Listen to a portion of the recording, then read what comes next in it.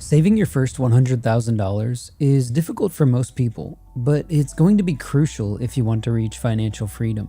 If you look at the math behind compounding, you will see that your first $100,000 is really more like a quarter of the way to becoming a millionaire.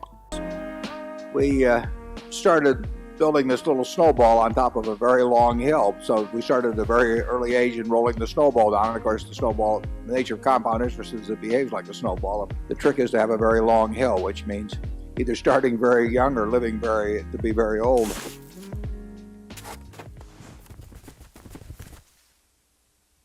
One of the most influential scientists of all time, Albert Einstein, deeply understood the concept we're talking about today.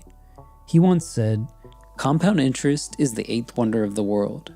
He who understands it earns it, and he who doesn't pays it." But the quote that inspired this video was by legendary businessman and investor Charlie Munger, who said at an investor meeting in the early 90s, "The first $100,000 is a bitch, but you gotta do it. I don't care what you have to do. If it means walking everywhere and not eating anything that wasn't purchased with a coupon, find a way to get your hands on $100,000.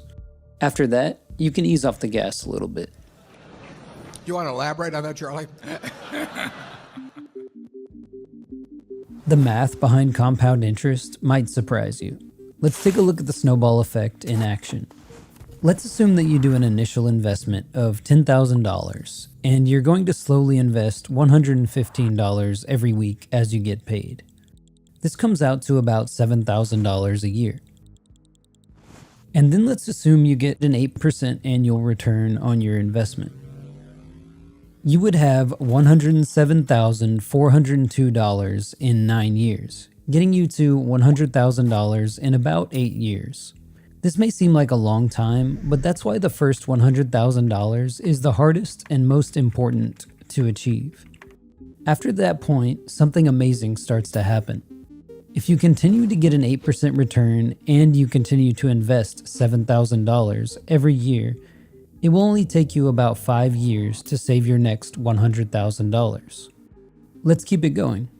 Assume you continue to invest, you will have $300,000 4 years later and $400,000 3 years later. Even though you're saving the same amount and getting the same return on your money is growing exponentially faster every year. And if you continue to zoom out, it starts to look pretty wild. You would reach $1 million at this rate in about 32 years. 32 years may seem like a long time, but here's the best part.